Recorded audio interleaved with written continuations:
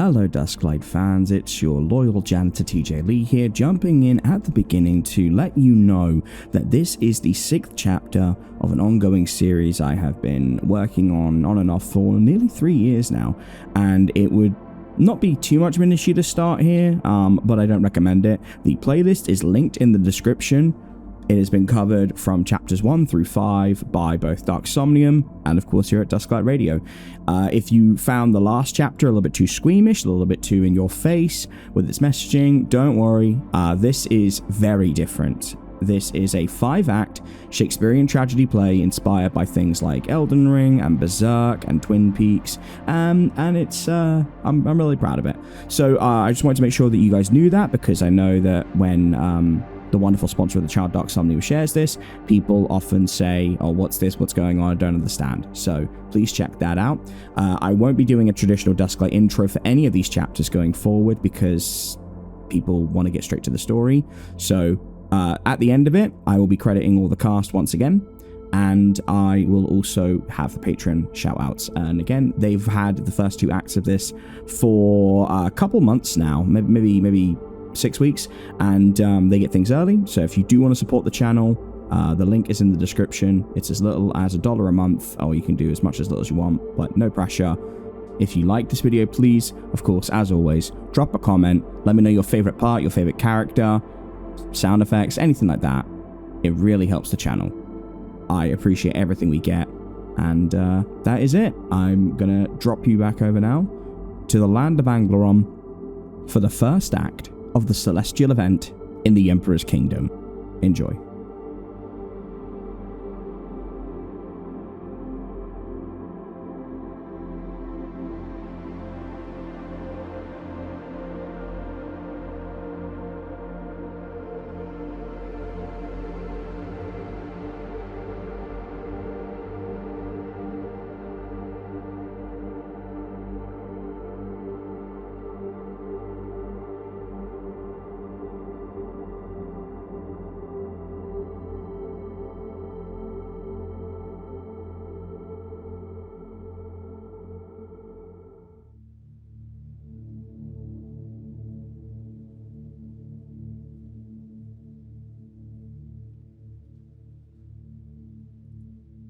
The Sturgeon National Library presents The Celestial Event Over the Emperor's Kingdom by the Bard of Dondella.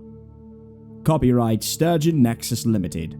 Dondella, Minotia, Coralla, Angleron, and Sturgeon. 1795. 4th edition, translated in 1977. Introduction. The Bard of Dondella's The Celestial Event Over the Emperor's Kingdom was first printed in quarto in 1795. While it was initially described as a tepid reception upon first impressions by theatregoers, something within the play caught on with the disenfranchised art groups and vagrants that populated Sturgeon's neighbouring territories at the time, and before long, it was being seen in droves by those the wider community saw as undesirables within its borders. Very few first editions survived the Great Purge of 1818. Those that have remained have been coveted by collectors ever since. The 2nd edition in 1839, though more commonplace, is largely disconnected from its peers due to rabid retranslations by scholars who did not fully understand its material, thus leading to the 3rd edition which, despite insistences by the church and ruling government at the time to the contrary, was largely kept in its original form and released to the public in 1895 on the centennial of the original release. Due to language barriers and educational gaps between the bourgeoisie and the working class, it was eventually requested to be translated by a member of the Sturgeon National Archives in 1976. This 4th edition would see widespread success and become a cornerstone of Dondella's art community and eventually wider Sturgeon, finding success across its borders and being adapted into multiple plays, television shows, and audio dramas. Eventually, it would receive the modern adaptation for today's audiences, the 5th edition that you're reading now. The Bard of Dondella was a reclusive, pugnacious sort, an eccentric who was so attached to their privacy we ultimately know very little about them. Birth is estimated to have been in 1766, and death shortly after the Great Purge in 1818. They lived their entire life in Dondella and, upon being made bard, did so while fully disguised for fear of outside persecution over their artwork.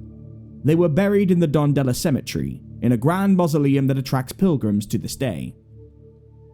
Ultimately, this play of war, tragedy, strife, experimentation, and the human condition in the face of horrific adversity is a thought-provoking piece of literature that parallels, at least to a certain degree, a historic period in the once thriving kingdom of Angleron, before it was absorbed into modern-day Sturgeon.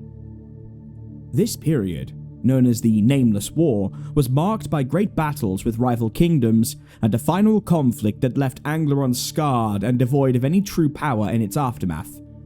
In fact, there still stands a spot where the castle once sat, now nothing more than a crater that spans 3 city blocks. Known as the Wound of Golgotha, it has served as an inspiration to artists ever since.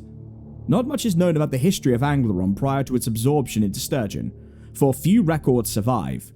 But the Bard of Dondella claims to have descended from this kingdom, and fervently described the play as autobiographical to a strict degree. Alas, they never elaborated, and now we are left only with the play itself. The celestial event is akin to a half-remembered dream, a conflict one wishes to never go back to, but must take up arms once more. It is the last garrison before self-destruction, and we hope you enjoy it. Synopsis and cast notes. A strange phenomenon has appeared over the skies of a forgotten kingdom during tumultuous times. This play follows how each of them interprets it, and the consequences as a result, based on the historical events that befell the kingdom of Angleron in the 17th century. Translator's note. Stage directions and descriptions have been faithfully adapted from the original. Though unconventional, we feel it is vital to keep them and carry authenticity. It is not for the translator to definitively state if the events within are historically accurate as depicted. Cast: Emperor Marius IV and Empress Desislava, played by Philip Donnelly and Erika Sanderson. Dual rulers of Angleron seeking the ultimate artifacts of power to remove the sickness from their kingdom and the interlopers at their door. Demons of ungodly size and shape, shifting beasts that cannot be trusted. They will do whatever it takes to secure the kingdom. Ula the Obsidian Blade, played by Mimi Brown. The kingdom's greatest champion and the Emperor's personal bodyguard. A half-human, half-angel beast who has no autonomy of their own and yields only to the Emperor's wish. Much lurks behind the armor they wear for others' protection, but it will take a great tragedy to unearth such a thing. Erembor the Tinkerer, played by Jackie Dan. A mad woman seeking only the pursuit of knowledge, she communes with something otherworldly for her designs. It has been claimed she makes unholy weaponry for the kingdom, but few have ever seen what is in their workshop and came out willing to talk at all. Vedanta the Great Machinator, played by Hannah Pople. A soothsayer and advisor predicting a calamity in the heavens. General Cole, played by Rob Aldridge. Dissident member laying in wait, desires an end to the bloodshed and a freedom for the people. The Crown Prince, the next in line to the throne. Little is known of them, but they are spoken of in reverence by the royal family. Prince Fallon, played by Harry Locke. A shutaway desiring only the knowledge and the stars, works closely with Vedanta as an understudy. Princess Lyric, played by Caspia Huntingdon-Davies. A rebellious princess working with General Cole and the interlopers to free the kingdom. Prince Billebault, played by TJ Lee. A braggadocious, foul-mouthed individual with a silver tongue, directionless, and the eldest member of the Emperor's children. The Duke of Harper's Wake. A tall, mysterious individual shrouded in a perfect ivory cloak. They do not speak, only using sign language to communicate. The Envoy to the Stars, played by TJ Lee. A short, stout individual emblazoned in bright purple robes and eccentric in their behavior. They speak for the Duke of Harper's Wake. Lady Moreau, played by Mary Hall. A high-ranking noble who is in charge of the financing for the kingdom. A conniving and unscrupulous individual, he is ruthless in ascending to the top. Master McHale, played by Andy Faber. Minister of Trade and representative of the Onyx Mines. McHale is an anti-royal individual who backs General Cole in the hopes there will be a more equal opportunities kingdom in the future. Hieromonk Levelle, played by Alan Curtis. the appointed head of religion and commander of the holy sector of spies. Ambassador Eritrall, played by TJ Lee, a Machiavellian-type dignitary from the nation of Kerala, does not mince words and is keen to see the fires of conflict stoked between the three nations. Kerala is a small country that profits off of the arms race, as well as selling information. Ambassador Joriq, played by Hannah Davies, a clever and battle-hardened member of Minotia who is attempting to quell the conflict between her nation and that of Angleron. Opening prologue narrated by Christopher James. Special thanks to Gareth Johnson, Dario Knight, and Unbound Theatre. Please consider supporting the theatre or the actors in the links below. This presented by Dusklight Radio.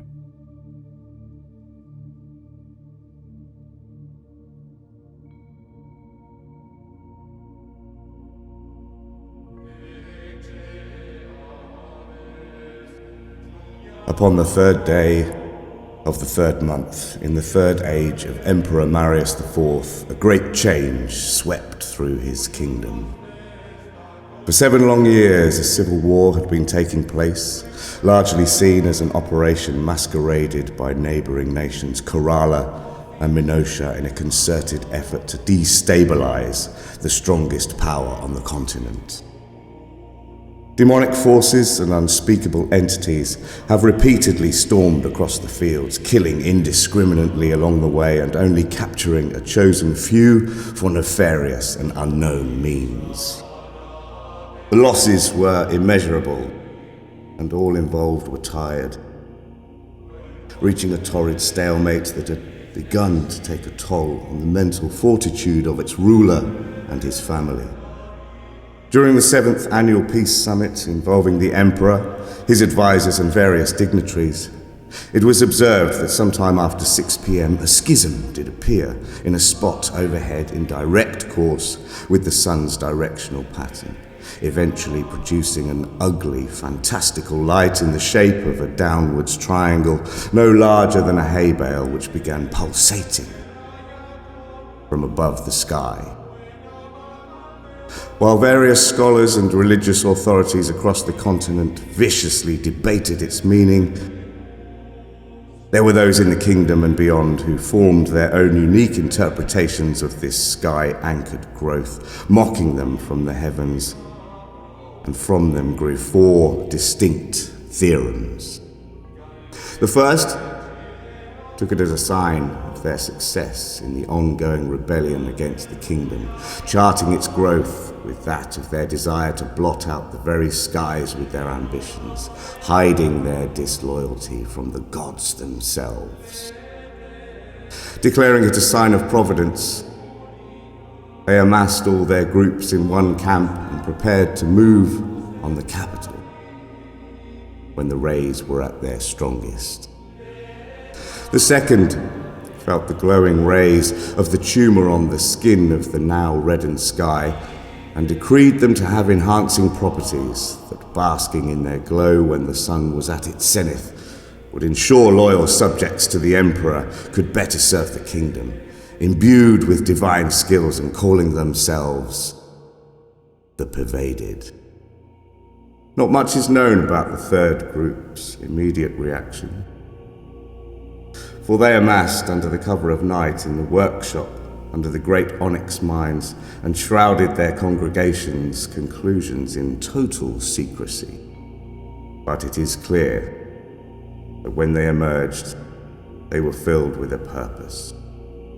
But it is the fourth group's theory where our tale begins, for only one opinion truly mattered: of Emperor Marius IV and his court advisors on the eve of the light's entrance, now known as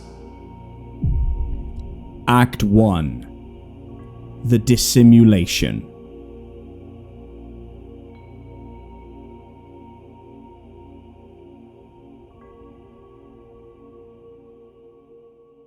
Act 1, Scene 1. The Emperor's Court.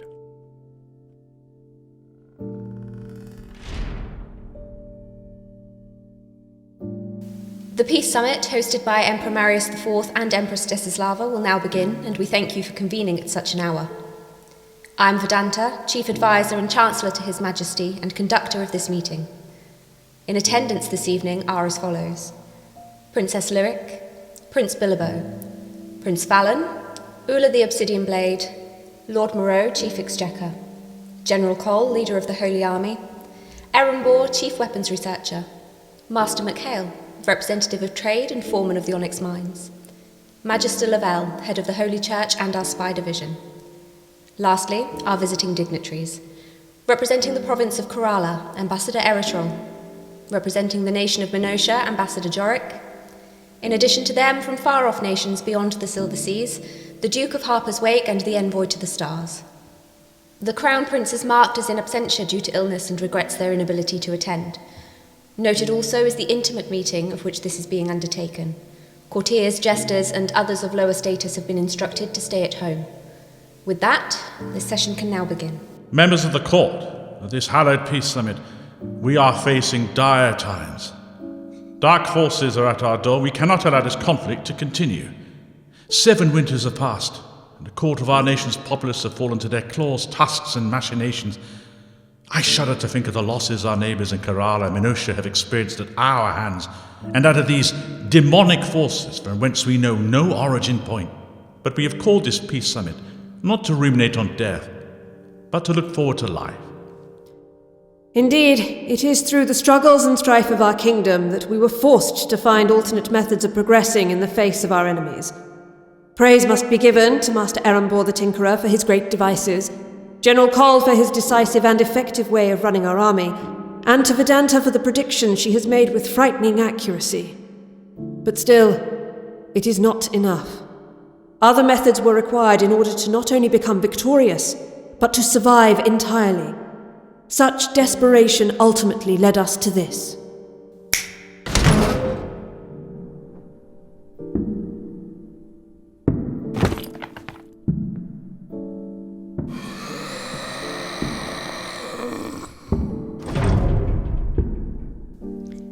Pray tell, your majesties, what are we looking at here? A new weapon? A peace offering? I assume this is something you wish to share with all neighbouring nations in a bid for unilateral peace and a united front against our demonic enemies, no? Or, my dear friend, it is something that can bring utter ruin to the kingdom of Minotia, setting every building ablaze and each of its kin into forced servitude, with nary a single-armed soldier storming the first cobblestone street. Maybe it'll be a gift to my humble nation. Put it in the hands of the deft spies that can utilize it appropriately in exchange for perhaps becoming a vassal state of the Empire. You would do well to hold your tongue in the presence of enemies. Even if there is a mutual ceasefire, Eritrall, I need only take a few steps, and your slithering tongue will be separated from its cave. And yet, I would not need move at all to inflict greater damage. Perhaps poison is within you that only I have the cure for. Perhaps there is an agent waiting in Minotia to hear from me that, upon failing to do so, will start a coordinated attack on your most vulnerable areas. Oh, I can do so much more with careful planning than you can with a well-trained pair of arms. Enough. You are both visiting dignitaries and will restrain yourselves in the company of fellow nobles and their majesties. If it will ease your consciences, none of us save for the chief advisor, Vedanta, know of what is under that cloth. It has been a well-guarded secret for as long as they have found it. I too am eager to hear of its true purpose. Perhaps something that will aid the Church and our connection to God. It is only through him that we may find the answer to banish these foul demons from our land.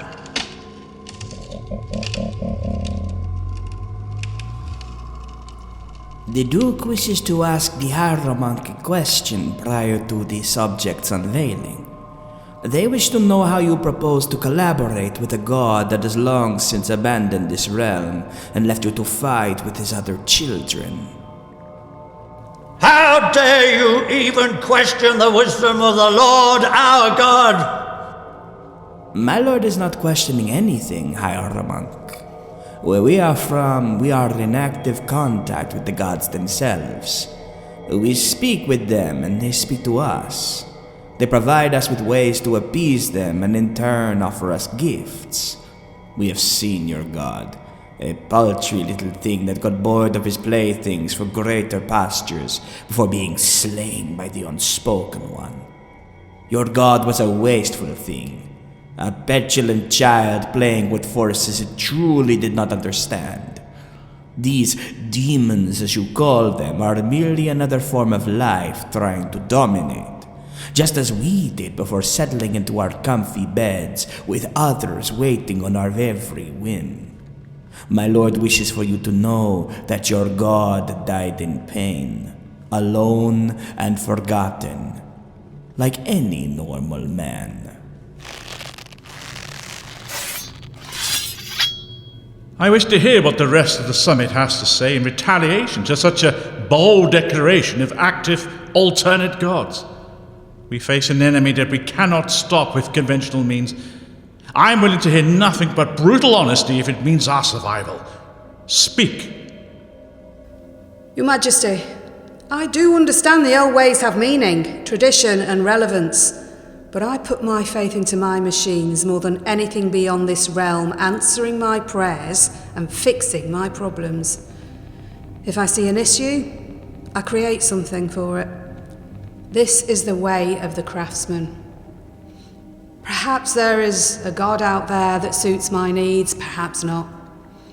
But I fail to see how the one we have at present will solve our problems where my weapons and machines are far more efficient. They do not require prayers, tithes, or empty words. They merely require competency and a desire to use them properly. I agree with the Tinkerer. We in the Onyx Mines have our beliefs, but they do not interfere with the current climate at hand, and we would gladly put aside our notions of godhood to survive. Emperor, Empress, I have long held the belief that there is a force in this universe guiding us to a true purpose. A divine entity that wishes only for us to succeed.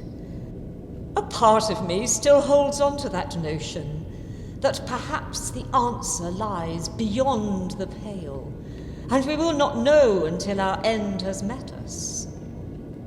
However, I have seen the horrors this war has produced, and I struggle to reconcile with any truly good power existing that would not have intervened for our kingdom's sake. I will put my faith in the throne, in the two of you. You cannot be serious. This is blasphemy of the highest order. My lord, my lady, you must not let this go unpunished. There must be recompense. I married the two of you. I watched you ascend to the throne as I did your mother previously, and her sister prior to that. I have watched over 4 generations of this dynasty all pledge themselves to our true God. Madness speaks when sanity is drowned out by its great howls and wails. You must hold fast to your faith. General, what of you and what of our children? You are all either at adulthood or fast approaching it. I wish to hear your counsel. Do not hold back on my account. I wish only for this conflict to end and peace to reign. Many in my position would salivate for such battles, but I'm tired, and my retinue even more so. None of us care for a god or goddess. We only want to rest. Whatever path grants us that is the path we follow, my lady. I approach 19 winters this season, and I've done as instructed since birth. Follow my instincts and allow them to carry me to glory. This nation's god does not, nor has it ever, factored into that, and to pretend otherwise would be disingenuous to our responsibilities as a ruling monarchy. I will not continue this lie. I am in service to Angleron, nobody else. Old, haggard men that debate and squabble like baseless animals over which particular law contradicts one another in their holy books.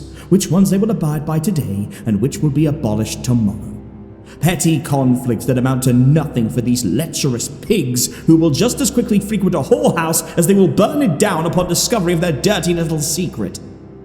I would sooner see every con man pushing his or her brand of lies strung up by their thumbs until they renounce their stupidities than I would support them. The richest in the land are the most pious, the most helpful, the most loving. Nonsense. Utter bloody nonsense. The truth has always been in the stars. Ancient things that hold secrets far beyond any mere man's understanding. No. I have no love for the Church. I have only love for that which Vedanta teaches me, and will continue to do so. It is as simple as that. You know my position already, Your Majesties. Very well. Then I wish for you all to see what we have discovered with the assistance of the Duke of Harper's Wake and the Envoy to the Stars. An artifact from an age long since past that within it holds the ability to cure our realm of its sickness, bring our own force to the demonic enemy, and find our true peace. I am told there are several of these strewn throughout the continent and beyond. One that allows for painted worlds hosting all manner of realities and creatures, possibly binding them. Another to strip the flesh from its owner and birth something new if their heart is pure.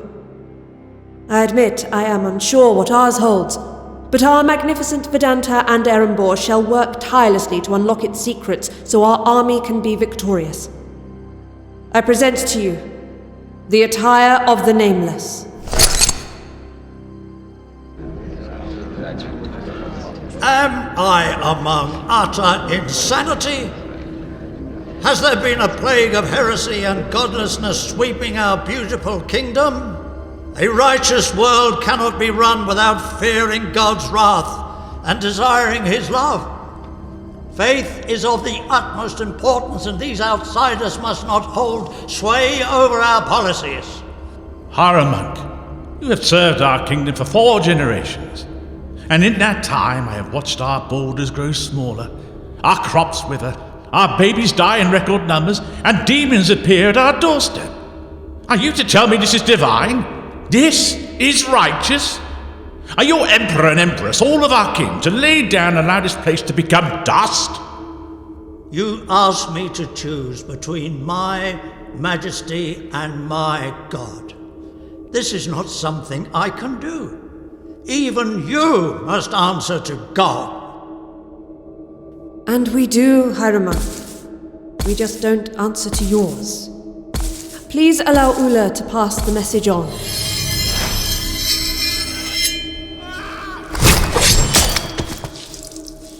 We wish to thank our friends from Harper's Wake for helping us understand the true path to victory. You will all have your tasks in the coming days. I trust our neighbouring friends will wish to find their own artifacts and bring them here. We already know of ours and anticipated such a moment may arrive. It has already been procured and sent to your Tinkerer's workshop for further study. We will assist however we can, Your Majesties.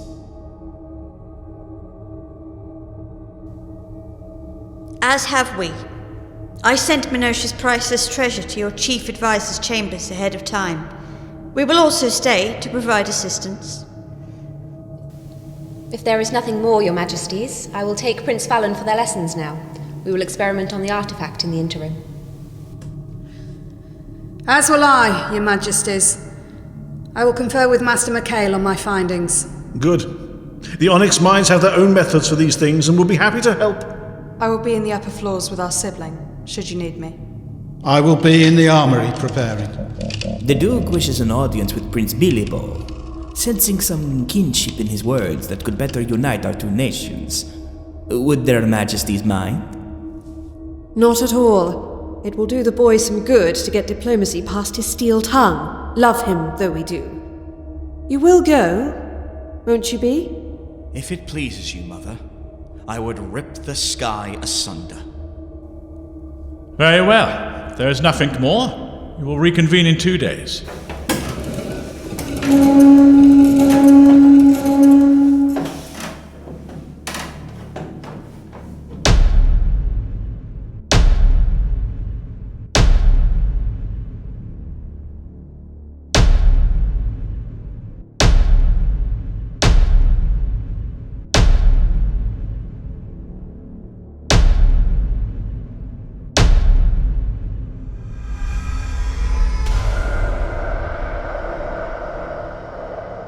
sky will split open and reveal us to them and them to us.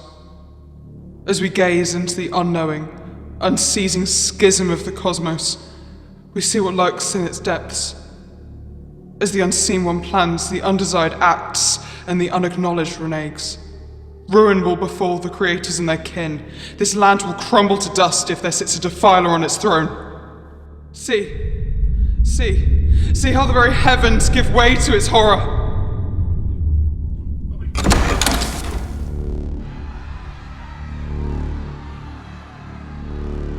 My word. What it is the very flesh of the cosmos. It is seeping through into our kingdom and reaching out to us. That shape and its colour puts me at unease, as if a great battle were to start at any moment. I must see the troops immediately. It is beautiful in its own way.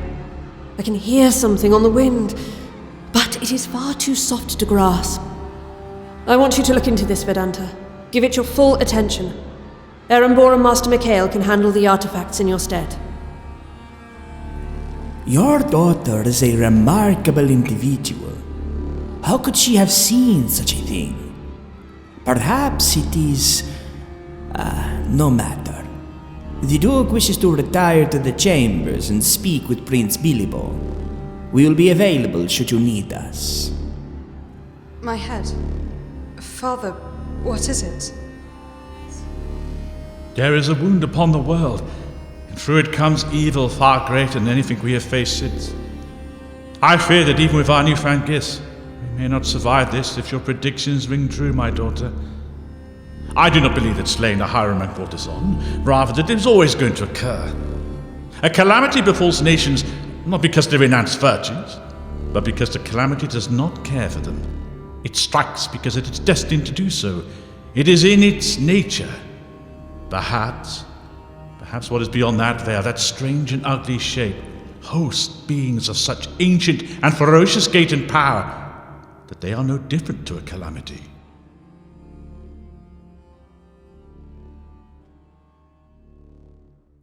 Act 1, Scene 2. Erembor's workshop. You have seen the calamity unfurling in our sky, I presume?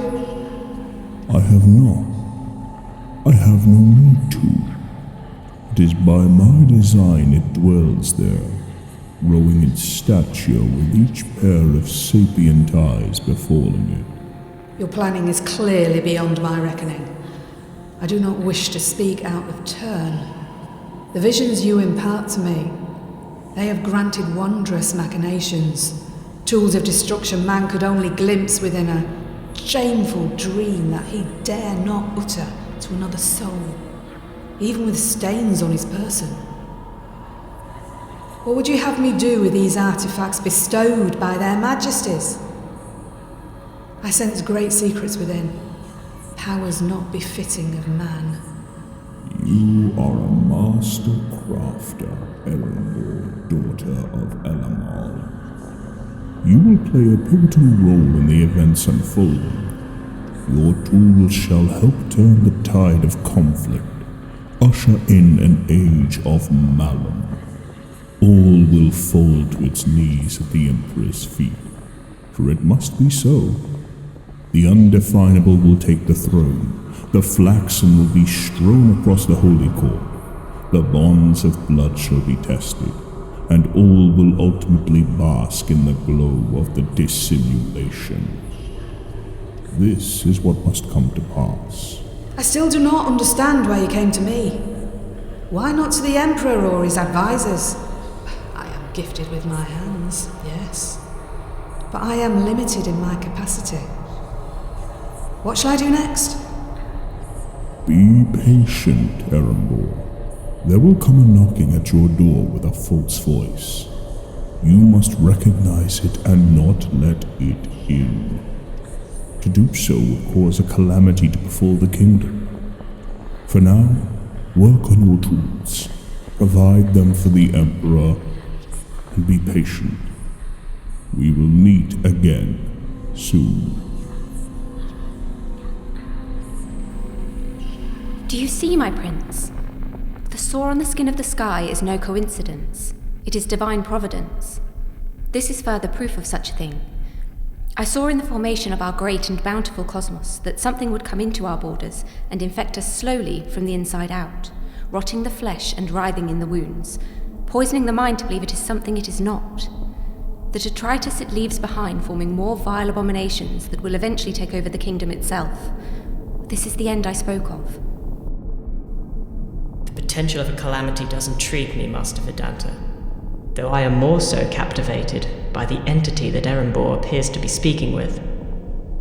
Perhaps a sickness of the mind beguiles her to speak in a second voice. The woman is clever and talented enough with machines to do so.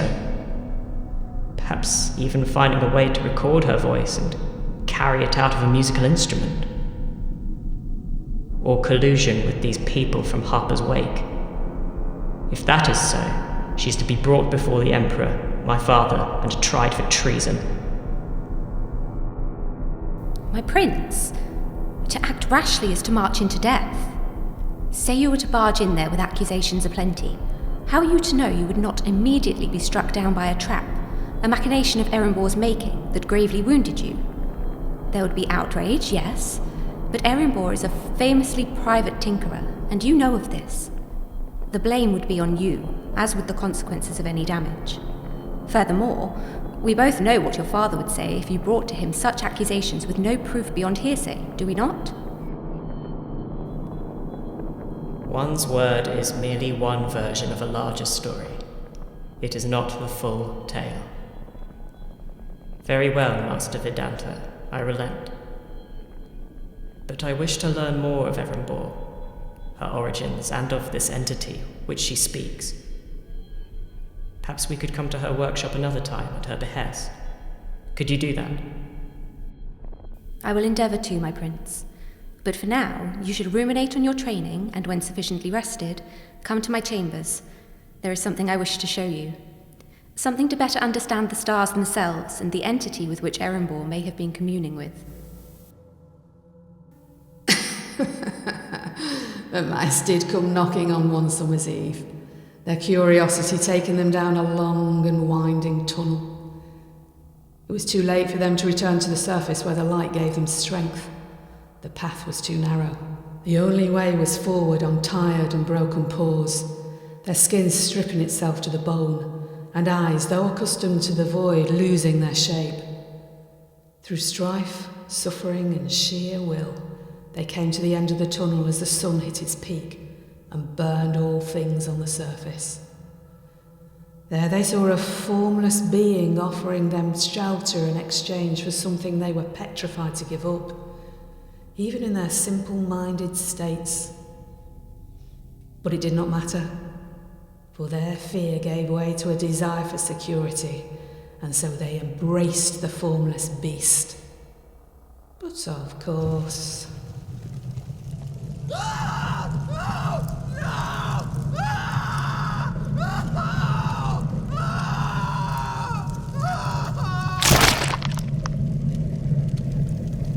They never could have imagined what it would ask for in return. For an ancient beast knows many ways to entice, entrap, and enslave.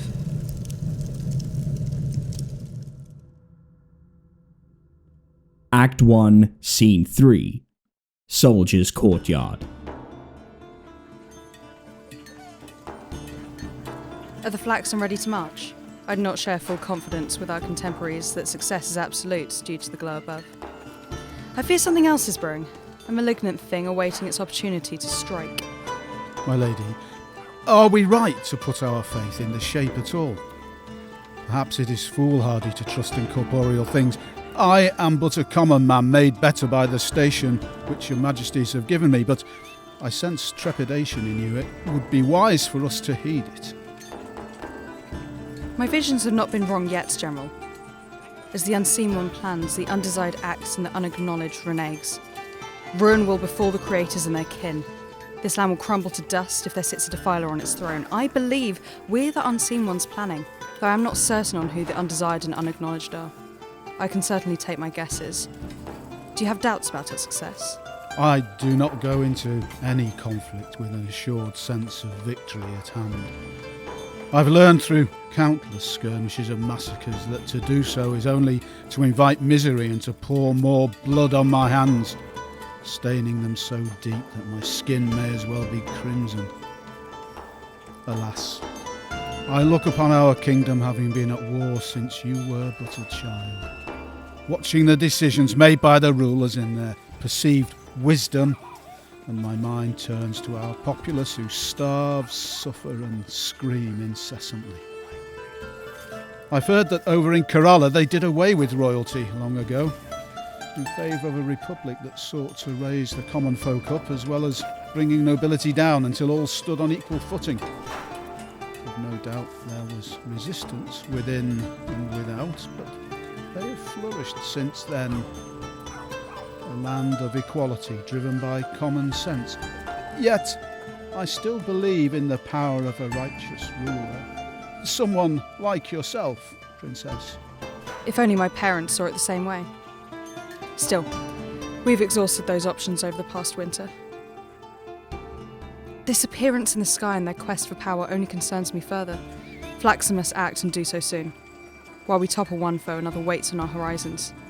How many do we have in waiting? Over a third of the reserve army, all of my troops and volunteers by the droves. The holy spies and the king's guards will find themselves overwhelmed. I will keep the bulk back in the hopes that this can be done peacefully, thus preparing ourselves for the demonic enemy at our borders. I will alert our troops and we will proceed on the new moon. Very good, General. Soon, Angleron will have a new path forged. I can only hope my kin will join us. If only we could bring Ula into our ranks. They may pose a problem if things do not go our way. Surely we can take on one man, milady. That is no man, nor woman. Truth be told, I've never known a time without Ula, or what lurks beneath that shell. Father has remarked before that they are single-minded in their loyalty to him, and tellingly did not dismiss whispers that they are descendants of something more than mere human. But you saw the strength they displayed. We would be wise to keep an eye on them. Yes, my lady. How does the Crown Prince fare? Frantic.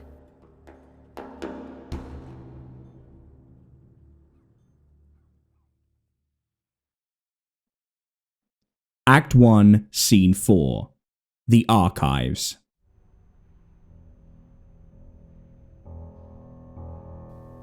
What a mess we find ourselves in. I would not have guessed in all my years that their majesties would act so rashly. To immediately turn on Hieromonk and the Holy Army like that for their own self-preservation and that of their crown prince, it's almost inconceivable. Of course, I am not foolish enough to stand in the way of them publicly, but privately... Privately, you would have my own network of agents do your dirty work in order to order a ceasefire and give us reparations if you're installed as the new ruler.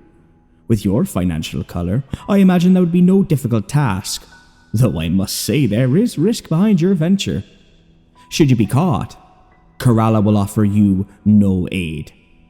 We do not care for rats exposed to the light. We snuff them out like vipers. I understand better than you how risky my proposal is. However, the company my majesties keep is... it is repugnant. Ula, the half-angel, half-man thing. Erembor, the corrupted craftsman who lays with her fellow woman. Billebault, the braggadocious. Fallon, the intellect taken in by the unseemly and unholy forces of Vedanta, their chief of staff. Lyric, the mighty's abominable gift to see visions and her close relationship to a commoner in General Cole. And then there's the Crown Prince. That freak of nature must never sit on the throne. Their Majesties plan to use these gifts from the Dark Realm for their own disturbed and fetid bloodline will bring ruin to us all. It must be stopped. Hieromonk's death was a final insult, a black mark on an already stained canvas of sacrilegious practice. What say you, Joriq? What say I? It is not a matter of what I say, but that of their excellency. They accept your offer for a ceasefire and expansion of territory, but wish to have your aid in fighting back the demonic enemy on our borders. But if you're asking what I say you are a coward, a traitorous wretch who seeks to step over any single body still writhing or stiff from cold if it brings you even a hair closer to your lofty ambitions that far exceed your station. You are a peacock prancing in front of a star shower and daring it to outshine you. It will, Moreau. The stars cannot be denied, and we all must answer to someone. If there is nothing more, I will take my leave. Your very presence makes my skin feel fit to break out in hives. Charming woman. I will have to remind her of her own place within the hierarchy, it seems. A soldier that has come home from battle one too many times. If your lordship would deem it so, I could have her meet with an unfortunate accident before taking her leave from Enosia. Subtle, without pain and without suspicion. In this ever-changing world, women are too often apt to forget their betters. This will at least send a message to other rebellious types like Princess Lyric, a woman who should be focused on birthing rather than fighting. Now, my lady. Let us not judge too harshly or place one's hand over an open fire whilst telling others it's ice. For I know what sort of person you visit in the dead of night when you think nobody is aware. You have dark predilections, do you not? I deign you to watch what you say and hold that venomous tongue, Ambassador, or I will use all of my not inconsiderate influence to bring the full force of Angleron onto you. I know where the demons come from, Lady Moreau. I know that the famine has not spread further due to your intervention, and furthermore, I know why. You are a noble, and much like anyone of your exorbitant wealth and stature, you get bored. So, when you and your other rich kin congregate like golden-clad simians under a certain moon at a certain time, you provide some entertainment. Young, supple, vulnerable. Your men pluck them from the streets, feed them treats laced with alchemic compounds to make them dance to your tune. Sometime later, you got bored again, and a certain contemporary you had been wooing finally let you into their inner circle, did they not? What was that name? Di misteri dom cerno... Stop! I beg of you, do not speak his name. It is clear you know more than I could have ever imagined. It is our nature to know these things, my lady. We are small, but we are deadly. Kerala's sigil is that of the stonefish, unseen, unassuming, and deadly when it strikes. You became a part of this order, and in doing so, you followed their doctrine to bring about the demonic presence across our continent and the calamity in the sky. You orchestrated this with your peers, using the souls of those very same people you seek to rule to fuel your ambition. I must say, I'm impressed. Not at all fond, but impressed. I did not know so many would pour through Eritrall. Truly, I did not. I wanted a small contingent that could join me in overthrowing the monarchy, yes, but not the endless number of horrors. As for the calamity in the sky, I do not know of how it came to be there. Perhaps it was us, perhaps it was always meant to be. But I have taken this path, and I am steadfast in my beliefs as I was before. I will sacrifice as many souls as necessary, for I believe something far worse will happen if the Crown Prince takes the throne. You speak of this Crown Prince as if they're a demon themselves. Surely they're just an eccentric. Even our spies have been unable to glean so much as a scrap of their personage. Pray tell, what do you know? We have spoken enough. Remove Joriq discreetly, and perhaps I will tell you after. There is much to be done, and I fear we do not have much time with which to do it. Many forces converge on this kingdom, some more powerful than any of us. We must be ready. Very well, my lady. But indulge me once more. Who could be a greater threat than that of the demons, the Calamity, or the supposed freakish crown prince? The Duke of Harper's Wake. That creature could be the doom of us all if left unchecked. You will get no information on them, their homeland, or their envoy, but know this. They serve something far more horrifying than anything we deal with here. If it were within my power, I would have them eradicated from the land down to their very cells. But we are puppets to them. We just have to hold fast that we perform perfectly and that they don't change their tune.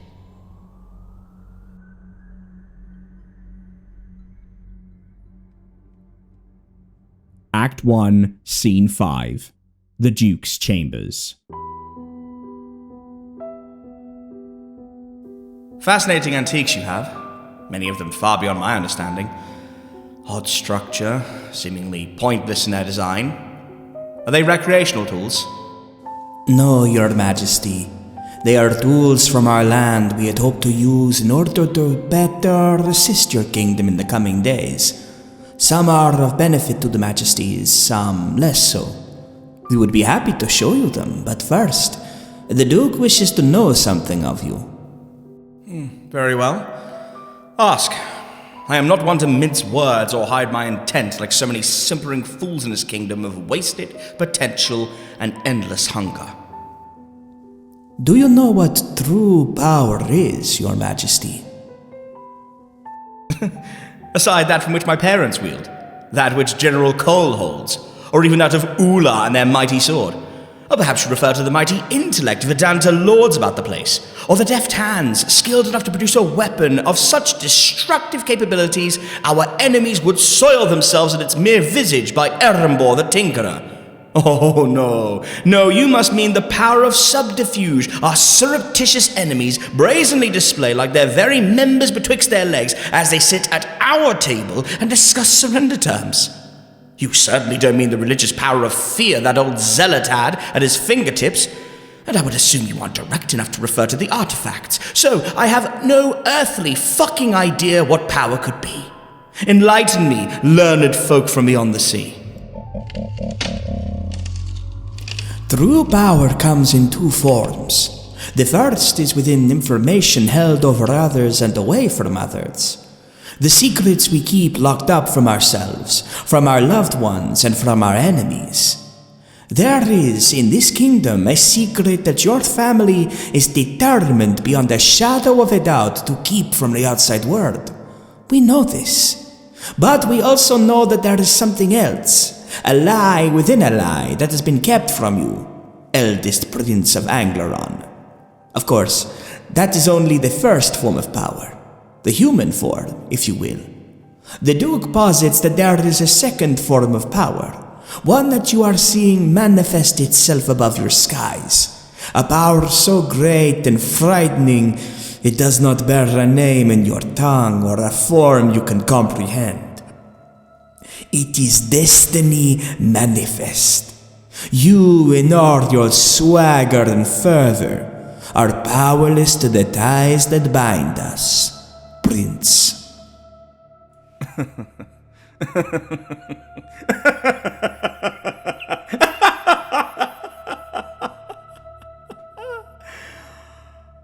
Okay.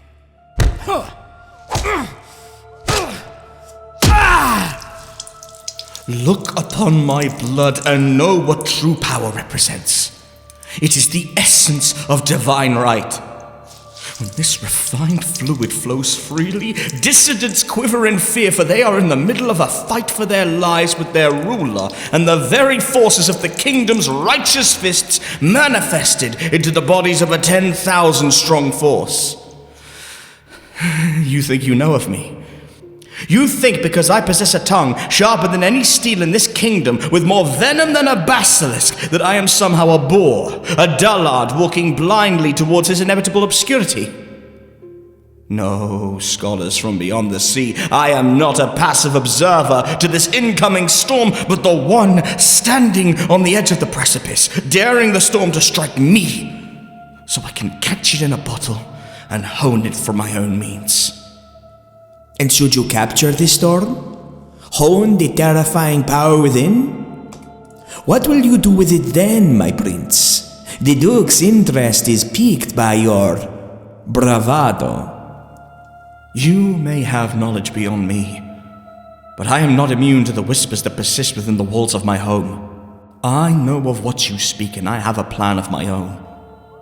But trust must go both ways. I know nothing of your home, of your motivations, or even what the esteemed Duke looks like beneath those unusual garbs. Perhaps I have a means to remedy the sickness here. Perhaps not. What do you offer in exchange?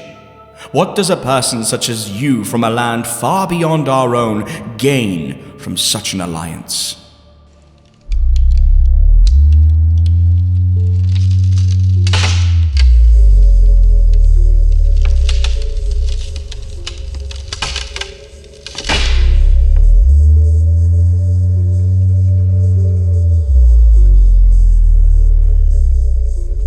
This is Harper's Wake, a painted world shrouded in the spaces between realms.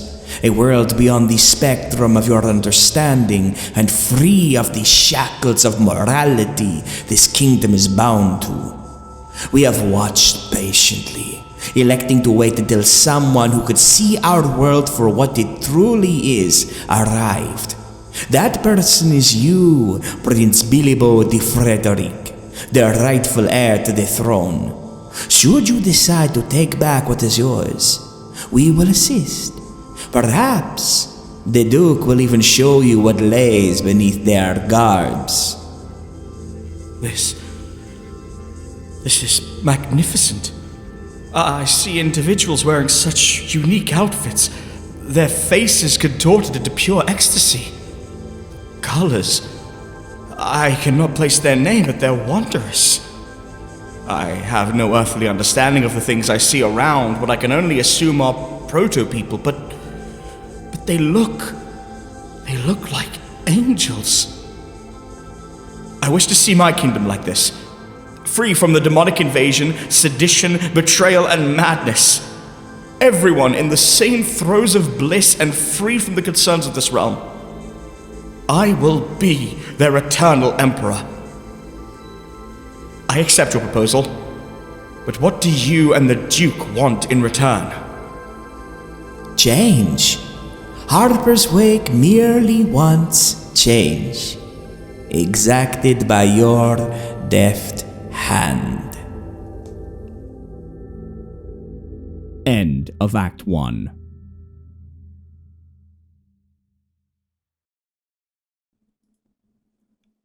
This was performed by the wonderful cast over at Unbound Theatre. Learn more about Unbound Theatre and the work that we do over at unboundtheatre.co.uk and at our SoundCloud, linked in the description below, where you'll hear more from the cast and yours truly. Emperor Marius IV was played by Philip Donnelly, Empress Desislava, played by Erika Sanderson, Ula the Obsidian Blade, played by Mimi Brown, Erenbohr the Tinkerer, played by Jackie Dan, Vedanta the Machinator, played by Hannah Pople, General Cole, played by Rob Aldridge, Prince Fallon, played by Harry Locke, Princess Lyric, played by Caspia Huntingdon-Davies, Prince Billebault, played by TJ Lee, Lady Moreau, played by Mary Hall, Master McHale, played by Andy Faber, Hieromonk Levelle, played by Alan Curtis, the Envoy to the Stars and Ambassador Eritrall, played by TJ Lee, Ambassador Joriq, played by Hannah Davies, and Yundal, played by Andrew Shaw. Directed by TJ Lee and Dario Knight. Special thanks to Gareth Davies. If you enjoyed this production and the things we do here at Dusklight, whether that's Dusklight radios, old school transmissions, the Sturgeon videos, the Nightmare Detectives, anything, please consider dropping a subscription, leave a comment, show your support however you see fit. Really appreciate it. And especially a thank you to our patrons. You guys are incredible. Really appreciate all the work you put in. And I want to give a shout out to those patrons now as we wrap up the video.